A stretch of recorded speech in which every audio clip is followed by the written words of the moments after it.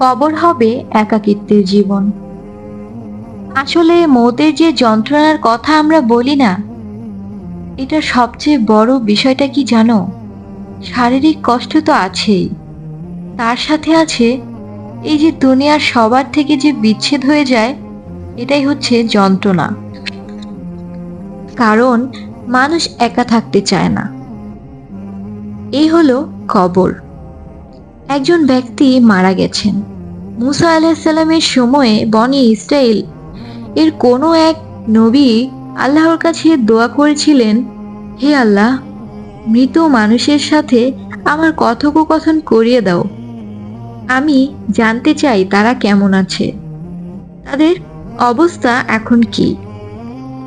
আল্লাহ সেই ব্যবস্থা করে দিলেন। তিনি একটা কবরের কাছে গিয়ে দাঁড়ালেন। একজন মৃত মানুষ উঠে আসলো। এবার তিনি তাকে জিজ্ঞেস করলেন, তুমি কেমন আছো? মৃত ব্যক্তিটি বলল, আজকে থেকে প্রায় 500 বছর আগে আমার মৃত্যু হয়েছে।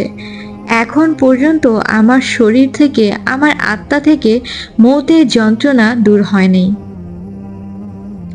এই জন্য নিজের জন্য চিন্তা করো, কারণ তোমার সাথে তোমার কবরে কেউ যাবে না। না তোমার বাবা মা, না তোমার সন্তান, বন্ধু বান্ধব, কেউ যাবে না। এগুলো তো শুধু মায়া। ইবলিস যখন আদম আলাইসাল্লাম এবং হাওয়া আলাইসাল্লামকে জান্নাত থেকে বের করিয়ে দেয়, আর তার আগে প্রলোভন দেখিয়ে বলে, হে আদম এবং হাওয়া, আমি কি তোমাদের জানিয়ে দেব এমন একটি গাছের ব্যাপারে, যে গাছের ফল খেলে তোমরা চিরস্থায়ী হয়ে যাবে এবং কোনো দিন মরবে না। এই চিরস্থায়িত্বের টোপ আর অমরত্বের টোপ দিয়ে আমাদের পিতামাতাকে ইবলিস শয়তান জান্নাত থেকে বের করেছিল। এখন পৃথিবীতে যত মানুষ আমরা পথভ্রষ্ট হচ্ছি, আমাদের এই দুই স্বভাবের কারণে। আমরা অমরত্ব আশা করছি। আমাদের চলাফেরা দেখলে মনে হয় আমরা কখনো মরবই না। তখন আল্লাহ বললেন, হে বনি আদম, শয়তান যেন তোমাদেরকে ফিতনায় না ফেলতে পারে, ঠিক যেমন তোমাদের পিতামাতাকে শয়তান জান্নাত থেকে বের করিয়ে দিয়েছে। মনে রেখো, আদমের সন্তানরা, ইবলিস কিন্তু শুধু তোমাদের পিতামাতাকে জান্নাত থেকে বের করায় দেয় নাই, বরং গাছের কাছে নিয়ে গিয়েছিল। সে গাছের ফল খাওয়ার সাথে সাথেই তাদের গায়ের পোশাক খুলে পড়ে গিয়েছে। তোমরা সতর্ক থেকো আদমের সন্তানেরা। যেমন করে ইবলিস তোমাদের পিতামাতাকে নগ্ন করে দিয়েছিল, সে যেন তোমাদের তেমন করতে না পারে। পুরো পৃথিবীতে এখন যে নগ্নতার সংস্কৃতি চলছে, এগুলো কার ওয়াসওয়াসায় বাস্তবায়ন হচ্ছে? একটু বোঝার চেষ্টা করো। কোরআন পড়ো, কোরআন অন্তরে গেঁথে নাও। তোমার কাছে সবকিছুই পরিষ্কার হয়ে যাবে। ঘুম থেকে ওঠার পর স্বপ্নের জগৎকে যেমন ঝাপসা মনে হয়, বাস্তবকে তখন মনে হয় আসল সত্য। মৃত্যুর পর তোমার মনে হবে পুরো জীবনটাই ছিল তোমার স্বপ্ন, যেখানে যা যা করেছো সবটাই স্বপ্ন। এখন তুমি ফিরে এসেছো তোমার আসল ঠিকানায়।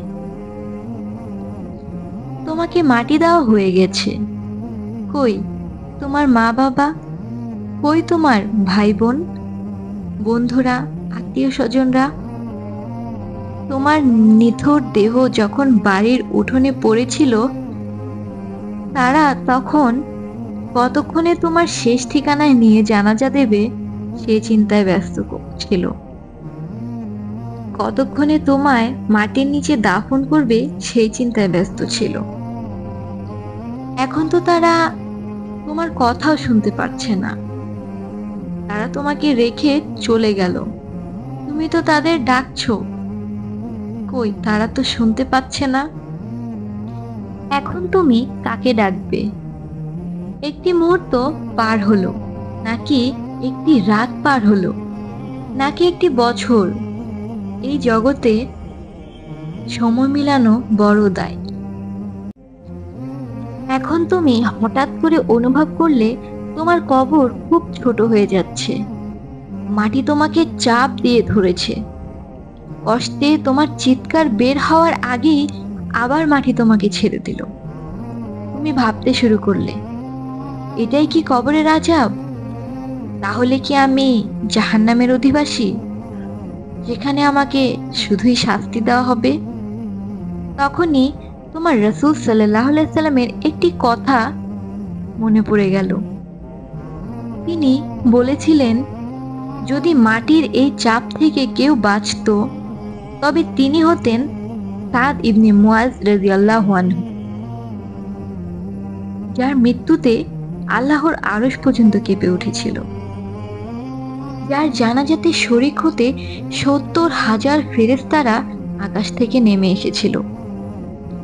সেই সাদ ইবনে মুআজকেও মাটি চেপে ধরেছিল, কারণ এটাই আল্লাহর হুকুম, এটাই আল্লাহর নিয়ম। আমরা মাটি থেকে এসেছি, মাটিতেই মিশে যাব। তাহলে এই মাটির দেহ নিয়ে কেন বড়াই করি আমরা? তুমি একা থাকতে না পারলেও তুমি একা, তোমাকে একাই থাকতে হবে। অন্ধকারে ভয় তোমার? ওই কবর তো অন্ধকারের রাজ্য। তোমার ওই অন্ধকারেই ফিরতে হবে। জানো, যদি আযাবপ্রাপ্ত ব্যক্তির আওয়াজ দুনিয়ার মানুষ শুনতে পেত,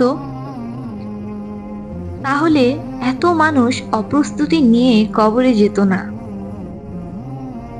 যারা ঈমান আর আমল নিয়ে যেতে পেরেছে তারাই প্রকৃত সুখী, যাদের শান্তিপ্রাপ্ত নুরানি চেহারা দেখে বোঝা যায় এরা প্রশ্নের উত্তর পর্ব পার করবে, আর তা শেষে এরা আখেরাতের পড়াশোনা বেশ ভালো মতোই করেছে।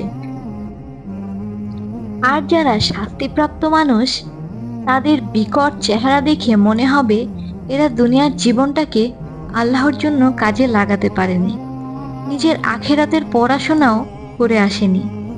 তাদের আযাব হবে ভয়াবহ, ভয়ঙ্কর, যা কল্পনা করাও বাহুল্য। এখনো সময় আছে, প্রস্তুতি নাও তোমার পরের জীবনের। যতদিন তোমার নিঃশ্বাস আছে, যতদিন তোমার চোখ পরের দিনের সূর্য দেখবে, তোমার কাছে সময় আছে, কিন্তু তোমার নিঃশ্বাসের বিশ্বাস নেই। তোমার প্রস্তুতির সময় ওইটুক যেটুক তোমার নিঃশ্বাস। হতে পারে ১ মিনিট, হতে পারে ১ সেকেন্ড। তোমার নিঃশ্বাস তোমার স্বাদ ছেড়ে দিল। প্রতিটা মুহূর্ত, প্রতিটা সেকেন্ড একজন মুমিনের জন্য অনেক দামি। সেটাকে কাজে লাগাও। স্মরণ করো তোমার আল্লাহকে, যিনি তোমার পালনকর্তা।